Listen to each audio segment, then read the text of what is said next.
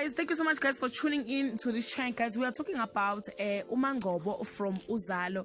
Guys, you know, as we wake up early in the morning every day to go and work for our families and our kids, some people are planning on how to get our money. Beware of some people who will send you a dodgy messages. Make sure that you contact the person. If you don't have their contact, please send them inboxes and DM on their page. Guys, just a couple of weeks ago, Papa Penny, whose relatives and friends were robbed by someone pretending to be him.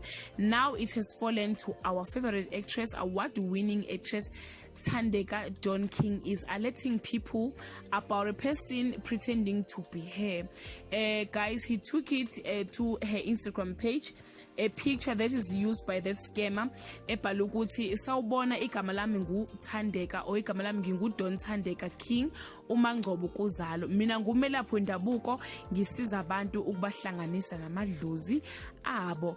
Then she continued by saying, "Hi everyone, please be aware of this scam.